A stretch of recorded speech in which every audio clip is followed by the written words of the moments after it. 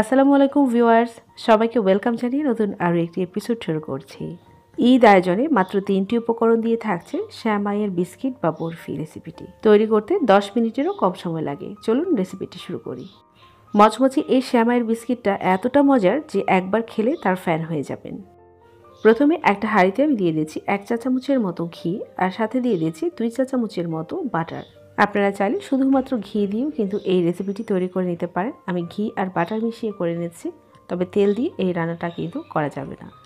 বাটারটা যখন মেল্ট হয়ে যাবে তখন আমি এখানে দিয়ে দিয়েছি ছোট করে ভেঙে নেওয়া 1 প্যাকেটের মতো কুলসুন শ্যামাই। আপনারা চাইলে দেশি শ্যামাইটাও দিতে পারেন।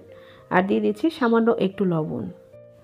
চুলার আঁচটাকে একেবারে লোতে রেখে 5 থেকে 7 মিনিটের মতো সময় নিয়ে এই সেমাইটাকে আমি ভেজে নেব। যেহেতু এখানে আমি দুধ বা পানি ইউজ করব না, সেজন্য এই সেমাইটাকে কিন্তু একটু সময় নিয়ে খুব ভালোভাবে ভেজে নিতে হবে, তা না হলে কাঁচা কাঁচা লাগতে পারে। প্রায় 7 থেকে 8 মিনিটের মতো সময় নিয়ে ভেজে নেওয়ার পর এই সেমাইয়ের কালারটা কিন্তু অনেকটাই চেঞ্জ হয়ে গেছে। এবার এখানে আমি 1/4 চা চামচের মতো এলাচির পাউডার দিয়ে দিয়েছি। এলাচির বীজটাকে ভালো করে গুঁড়ো করে নিয়েছি, আর এই এলাচির পাউডারটা অবশ্যই দিতে হবে, এর ফ্লেভারটা কিন্তু খুবই চমৎকার আসে।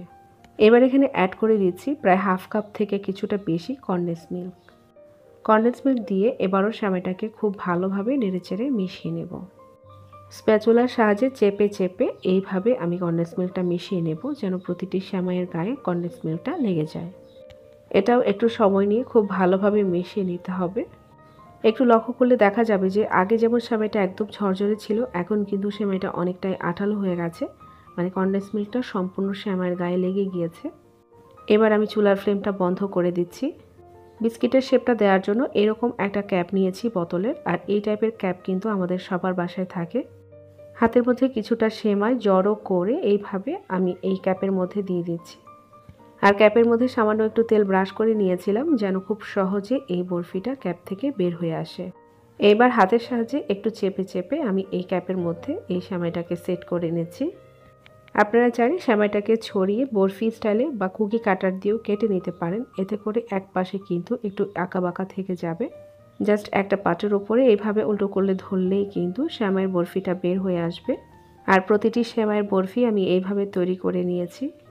প্রথমে এই বিস্কিটটা কিছুটা নরম থাকলেও পরবর্তীতে এই বিস্কিটটা বাতাসের সংস্পর্শে আসলে বেশ কিছুটা শক্ত হয়ে যায়। ওপরে কিছুটা চেরি কুচি দিয়ে সাজিয়ে নিয়েছি। আপনারা চাইলে এটাকে এয়ারটাইট বক্সে ভরে নরমাল ফ্রিজে রেখে দিতে পারেন, 1 সপ্তাহের মতো ভালো থাকবে। মাত্র 3টি উপকরণে মজার এই সেমাইয়ের বিস্কিটটা যদি আপনাদের ভালো লেগে থাকে তাহলে চ্যানেলটাকে সাবস্ক্রাইব করে পাশেই থাকবেন। আবারও দেখা হবে নতুন কোনো রেসিপিতে ইনশাআল্লাহ। সবাই ভালো থাকবেন, সুস্থ থাকবেন।